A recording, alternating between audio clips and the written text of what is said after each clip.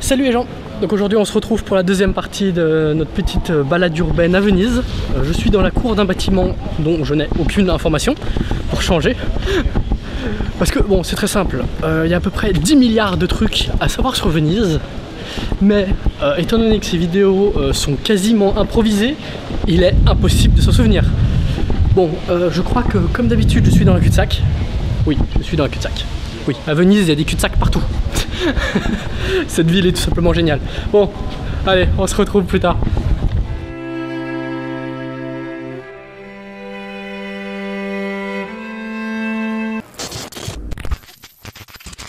Écoute mon vieux, on arrête ces conneries. Baby, can you move around the rhythm so we can get with into the round and get us a rock and roll round? Down, down, body, body, coming with the super hottie. Let's go, no slow, hell no. Baby, can you move around the rhythm 'cause you know we're living in the fast lane. Speed up, it ain't no game. Just turn up all the things when I come upon the best scene. Donc oui, il y a un petit bateau qui passe alors que j'allais faire ma prise. Il est pas trop cool ce canal, putain. Donc là, en fait, je suis dans un musée qui est dans un palais vénitien tout à fait incroyable et magnifique. Sauf que je suis rentré en même temps qu'une cargaison. Donc en fait, je n'ai pas payé l'entrée du musée. Ce qui est totalement illégal, on va pas se mentir. Mais j'avoue que je suis un gros trou du cul, ça me dérange pas du tout. Donc on va se balader un petit peu dans ce palais vénitien tout à fait incroyable, qui est un musée en l'honneur d'un saint. J'ai oublié son nom, je vous l'écris là.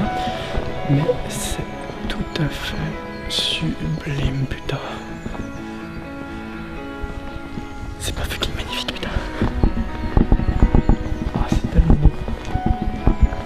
Avec les fresques, il y en a partout, il y en a même au plafond, regarde.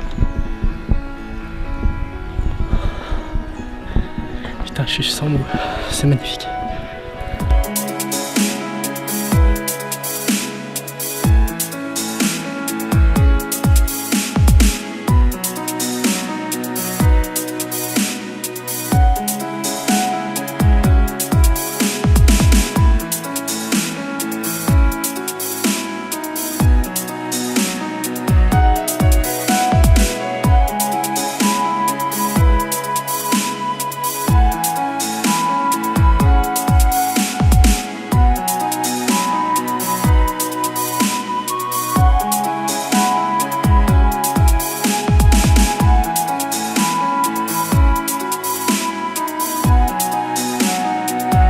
Je sais pas du tout si ça se voit sur les images, mais ce bâtiment est incroyable.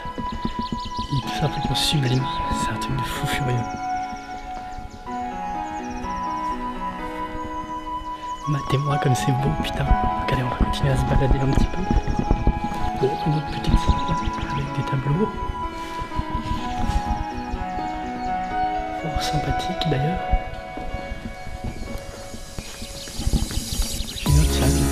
Majestueuse. Ça devait très certainement être une chapelle parce qu'il y a ces petites choses, j'ai oublié leur nom, qui servent à prier, vous savez, à s'agenouiller et à mettre les mains avec le chapelet. Avec une croix. Je crois que rien que cette croix, elle vaut le PIB de la Somalie, je crois. Oh, c'est moche comme van, putain. Et ce palais est tellement incroyable, vous imaginez même pas les gens. Petit lustre en cristal. C'est magnifique également. Bon bah c'est déjà la fin de ce musée. Je vais pas vous montrer grand chose parce que c'est juste devant la billetterie. J'ai pas envie de me faire griller comme une merde, comme quoi j'ai pas pillé. En fait je suis le seul gars de cette planète qui quand il voit une livraison de carton se dit tiens je vais rentrer avec la marchandise et qui se retrouve à visiter un musée gratos. Putain je suis vraiment le roi des connards sans déconner.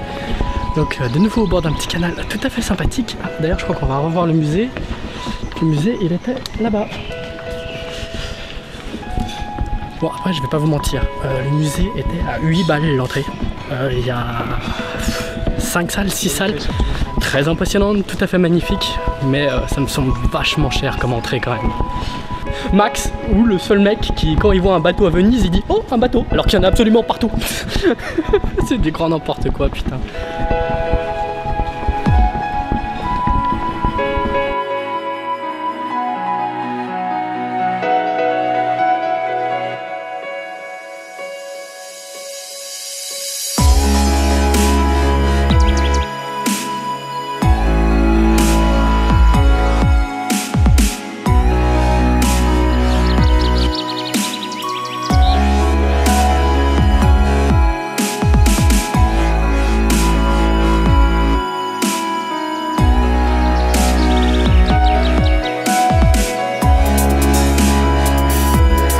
j'avais une petite anecdote à propos des puits.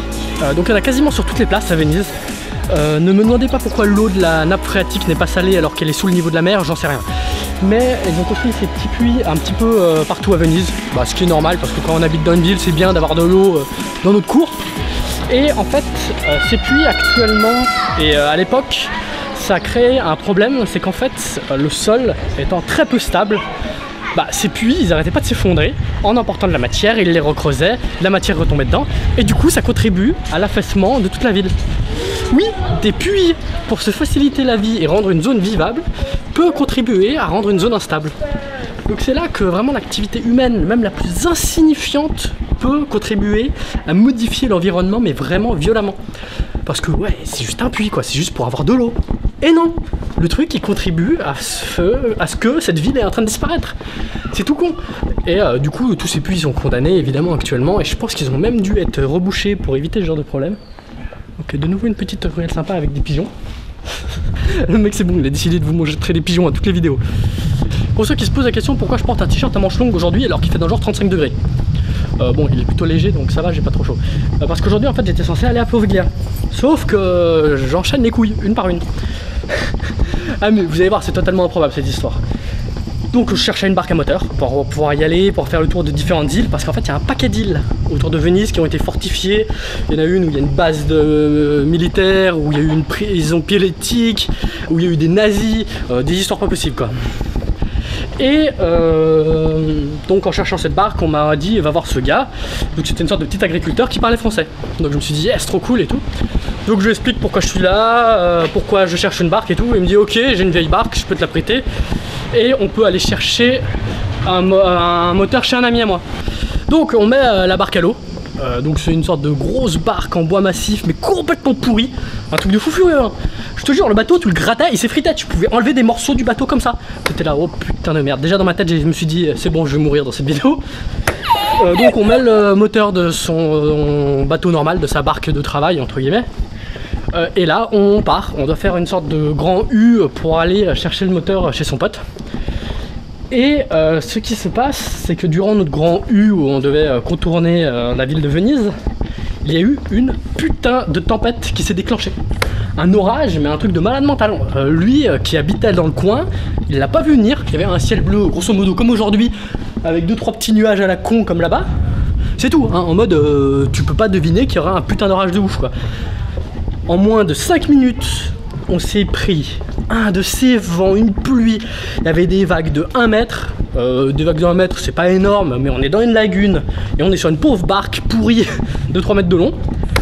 Donc à un moment, putain de grosse vague, gros choc, le moteur cale. Donc là déjà dans ma tête je me dis oh putain de merde, on est dans la merde. Et là en à peu près même pas 10 secondes, le bateau a été poussé par le vent contre un banc de sable. Il s'est calé contre le banc de sable de travers. Une grosse vague est arrivée à retourner la barque. Donc nous on était sous la barque, dans l'eau. Donc tout à fait sympa. On est sorti. Bon, on n'était pas dans un endroit très profond, il faisait dans genre 30 cm de profondeur. Oui, sauf que bon, 30 cm d'eau, sauf que quand tu te mets debout, t'avais de l'eau là. Parce qu'en fait tu t'enfonçais de 40 cm dans le sol. Donc grosso modo la grosse merde. On est avec une barque de 400 kg retournée, le moteur sous l'eau. Là, miracle, il y a les pompiers qui débarquent. Parce qu'en fait les pompiers s'étaient mis à tourner dans tous les sens. Il y avait des bateaux de pompiers, de policiers qui tournaient dans tous les sens. Car évidemment on n'était pas les seuls à être pris dans l'orage. Parce que personne ne s'y attendait et il a été vraiment très violent. Et donc voilà, la tempête passe, etc. On récupère le moteur avec son autre barque. Et on va chez son pote. Là vous vous dites bah c'est bon, je vais avoir ma barque, on va pouvoir y aller et tout. Et ben non, pas du tout. Ah, ça part encore plus en couille, ma mode what the fuck. Donc on met une autre barque à l'eau, encore plus pourrie que la première, un truc de ouf. Donc là c'était une sorte de petite barque en fibre de verre, mais le truc qui devait faire 1,50 m de long. Donc tu t'assois, tu te mets avec un gamin, il n'y a plus de place. Et en fait cette barque en fibre de verre déjà elle s'émiettait, mais comme l'autre barque tu pouvais enlever des morceaux. Et elle était rafistolée de partout parce qu'à fibre de verre vous pouvez faire des patchs en fibre de verre pour les réparer. Et grosso modo cette barque c'était un patch. Il y avait que des patchs partout qui tenaient la barque. Donc on la met à quai et on va chercher le moteur et le réservoir. Parce qu'on a à peu près 150 mètres à faire depuis le lac, depuis la mer pardon. Donc on fait ces 150 mètres et on revient avec le moteur, le réservoir. Et là la barque, pas là. la barque était plus là. Donc on se dit putain de merde. On repose le moteur chez lui. Et là on cherche la barque. On la trouve 100 mètres plus loin attachée à un autre quai.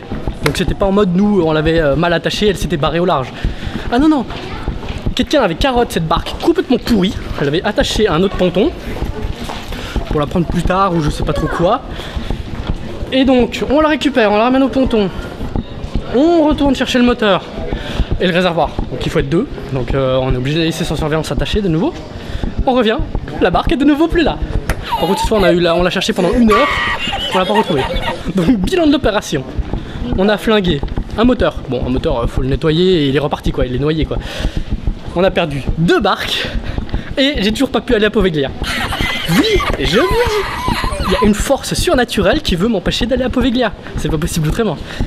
Donc en plus le gars qui parlait français, il m'a dit grosso modo va te faire foutre, t'as la poisse et tout, je veux pas te voir et tout là. Et vraiment le mec le vieux superstitieux quoi, il croit que j'ai la poisse, il veut plus me voir. Je vous jure il m'a gueulé dessus et tout, il a pété un fusible. Ah s'il aurait pu me tuer il l'aurait fait. Hein. Plus en bois dans le cœur en mode vampire, dégage, je veux te faire foutre, tu portes la poisse quoi. Donc voilà comment une après-midi j'ai flingué 2 tenues. Parce que bon on est allé barboter avec les canards et tout. Voilà. Et voilà comment je suis toujours en galère pour aller à Poveglia. Donc j'ai toujours pas trouvé de solution, on va bien voir si je peux y aller. Mais pour le moment ça me complexe parce qu'en plus j'ai demandé à des bateaux taxis, ils refusent d'y aller. Parce qu'en fait c'est une île interdite et tu peux avoir une putain d'amende si tu déposes quelqu'un et tout, c'est leurs licences qui sont en jeu et tout, ils veulent pas du tout. J'ai beau leur poser 50 balles sur la table, ils veulent pas. Oui 50 balles en plus c'est autant m'arracher une couille il a posé sur la table parce que j'ai plus de thunes. Étant donné que je pense que je vous en foutez de ma vie, on va continuer à se balader. Parce que cette ville est tout à fait incroyable et on va arrêter de se lamenter sur le fait que j'ai coulé 2 barques en essayant d'aller à Poveglia. Nous sommes au niveau des halles d'un marché, donc c'est certainement un marché aux poissons vu l'odeur. Parce que bon, rien qu'à l'odeur, tu sais qu'il y a eu 400 kg de poissons à l'endroit où tu étais. Hein.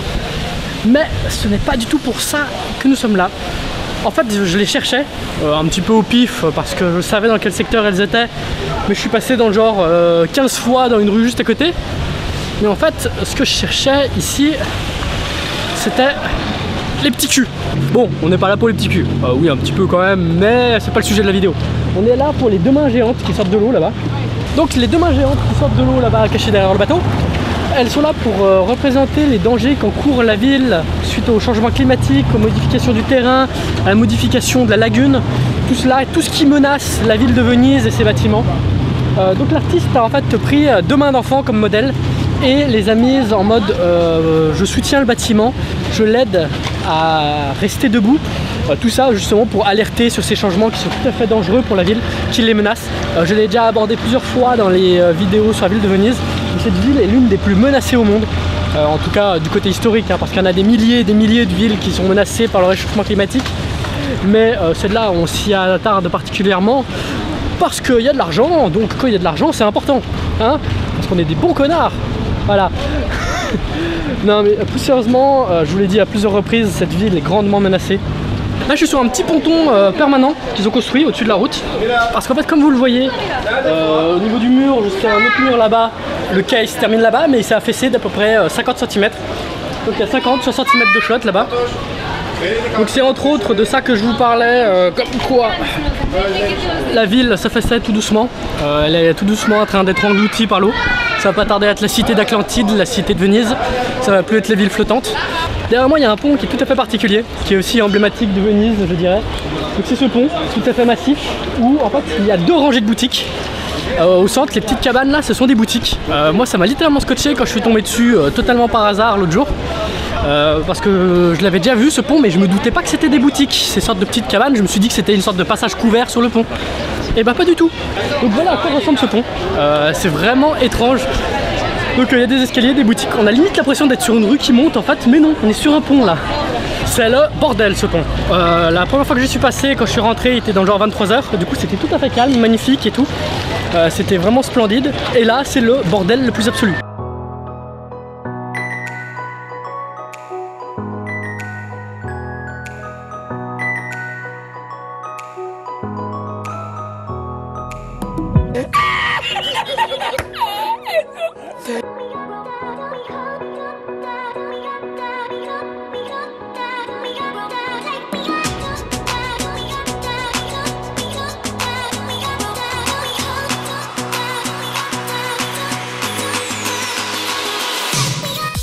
Bon les gens, normalement j'ai enfin trouvé la piste du lieu que je vous cherche depuis l'autre jour. On m'a donné une indication, normalement je suis sur le bon chemin, mais c'est tellement un labyrinthe que je ne suis pas sûr que je vais vous le trouver directement. En tout cas j'espère. Donc nous sommes arrivés, nous sommes dans un petit square à la coin, on va pas se mentir. Et c'est cette petite boutique derrière nous que nous sommes venus voir. En fait je vous présente la librairie Aqua Alta, donc la librairie de l'eau haute. Qui a la particularité d'être inondée dès qu'il y a le phénomène d'Aqua Alta. Et en fait cette librairie a la particularité d'être la plus belle librairie du monde. En tout cas d'après le prix qu'elle a reçu. Donc cette librairie est la plus belle du monde. Et je vous jure les gens, quand je suis arrivé je me suis dit ouais, bah, ça a pas l'air terrible, ça a l'air d'être de la merde et tout. Et bah putain c'est quoi une psyché comme endroit, c'est un truc de ouf. Donc les bouquins ils sont dans des baignoires, dans des bateaux, il y a une gondole au milieu du passage, je vais tout casser.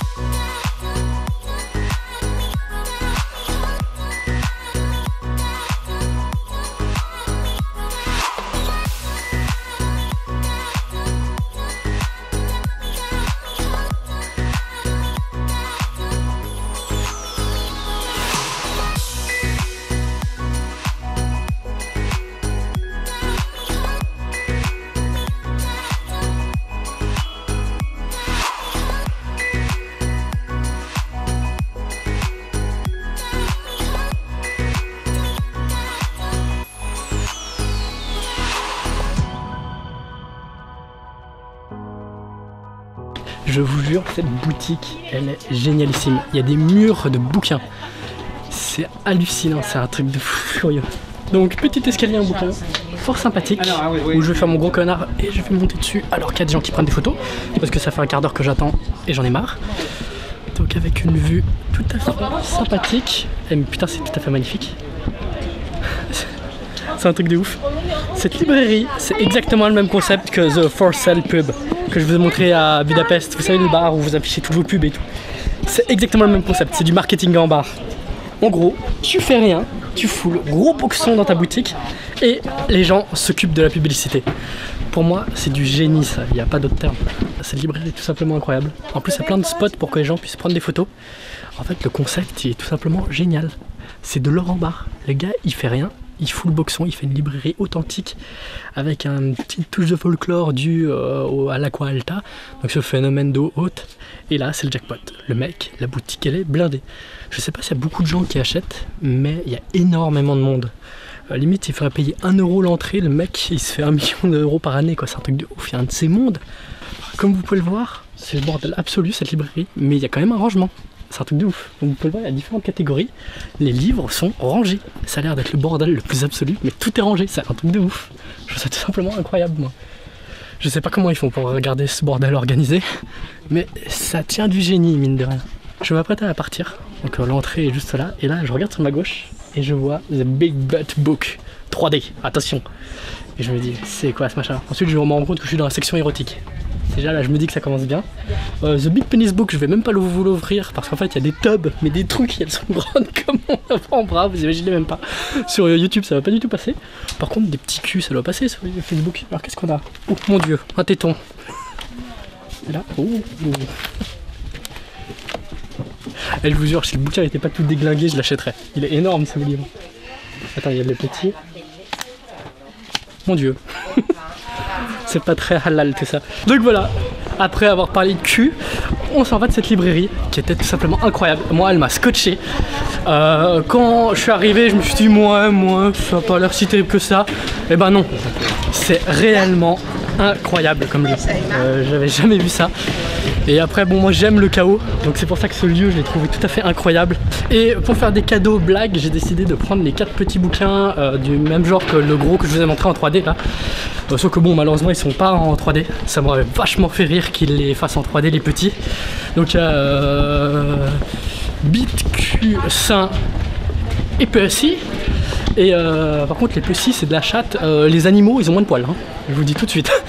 C'est vraiment de la chatte au naturel mon gars, le Yeti il peut aller se rhabiller hein. Il a moins de poils hein. Je ne sais pas du tout où je suis, je ne sais pas du tout quel est ce bâtiment, je ne sais pas du tout ce que je vais voir, mais j'y vais quand même. J'ai vu un panneau Free Tour, c'est gratuit donc j'y vais hein. Ça je suis le genre de mec, je vois une camionnette avec écrit Free Candy, moi j'y vais hein. J'y vais comme un ouf hein. Donc cet endroit gratuit où je suis allé est une exposition sur un artiste qui a fait un truc complètement psyché, je trouve ça trop cool.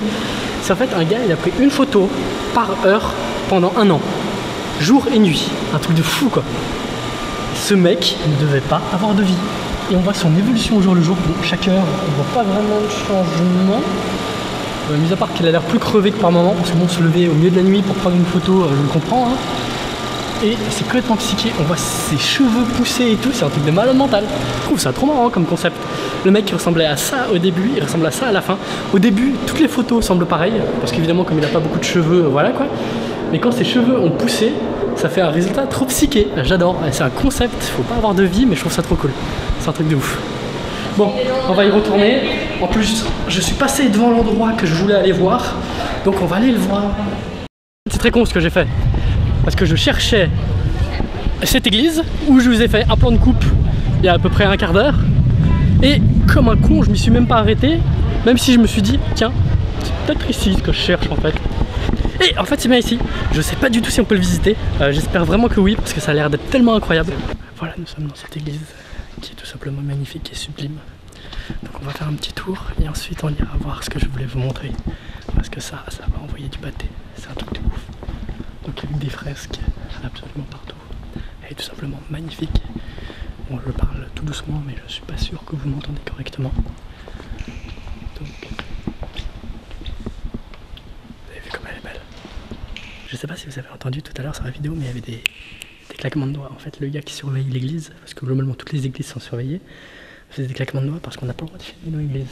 Bon, dans cette partie, la chapelle et l'autre petite partie, on doit payer une donation pour venir. Pour 1,50 €, c'est que dalle.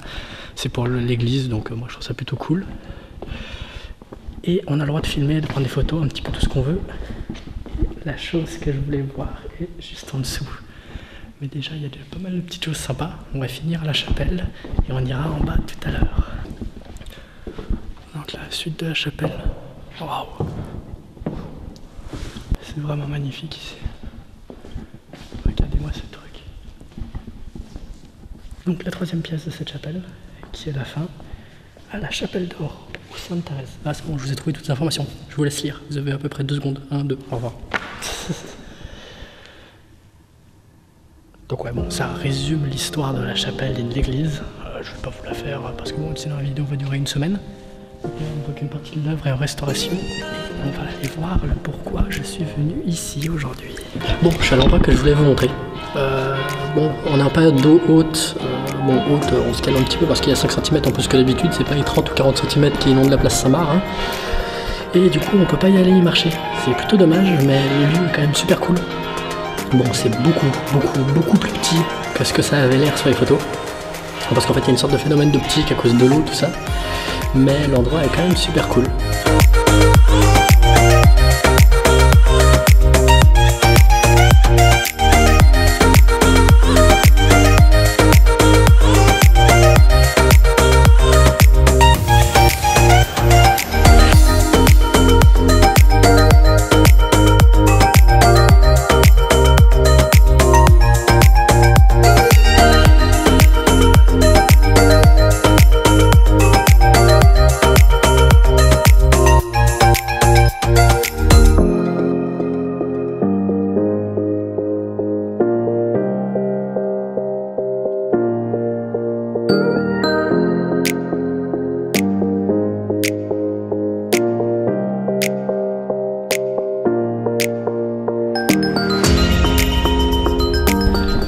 Donc voilà, ce dernier lieu que j'avais envie de vous montrer, qui avait l'air beaucoup plus grand dans ce que j'avais vu, mais c'est pas grave, parce que c'est vraiment beau, c'est vraiment cool.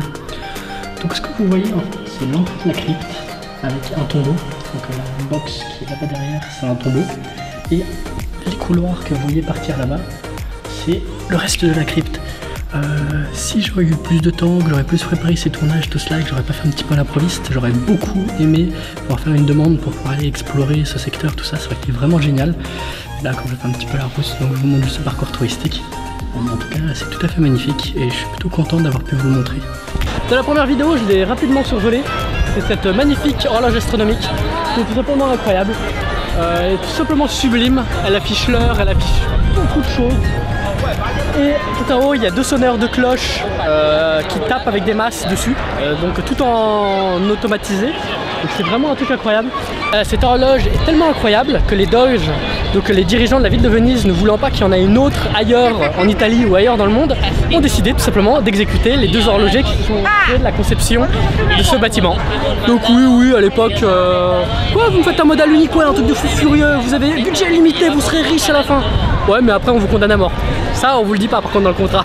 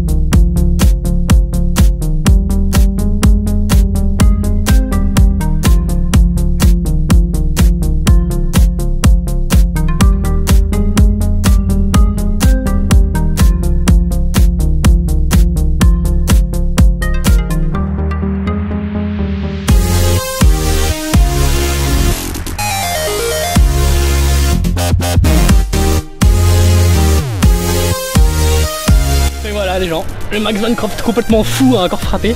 Donc là je suis sur le toit d'un bâtiment à côté de la place Saint-Marc. La vue elle est sympa. Elle est pas dégueulasse hein. Putain je viens de me faire un coup de stress mais tout seul comme un mongolien. En fait j'ai vu 3-4 flics débarquer d'un coup en courant dans la place. Je me suis dit putain c'est bon je suis dans la merde. En mode parano complètement. Parce que oui je suis sur les toits comme vous avez pu le voir. Je suis monté par un échafaudage. La vue n'est pas dégueulasse, on est d'accord. C'est plutôt sympa ici. Donc moi j'espère que ces petites balades urbaines vous plaisent. C'est un nouveau concept. Donc il y a eu celle à Budapest, celle à Venise qui est en deux parties, comme vous le savez hein. Donc moi j'espère vraiment que ça vous aura plu. Donc n'hésitez pas à me laisser un like, un commentaire, des suggestions, tout ce que vous voulez. Et moi j'espère juste que ça vous aura fait kiffer autant que moi. On va vous montrer des petits lieux à la con un petit peu partout dans des villes. En plus c'est un concept que je pourrais faire régulièrement parce qu'il y a beaucoup de villes où je vais, où il y a des petites choses où je peux pas faire une vidéo parce que c'est trop petit. Donc si je peux vous en montrer plusieurs dans une vidéo c'est plutôt cool. Donc bah donnez-moi votre avis.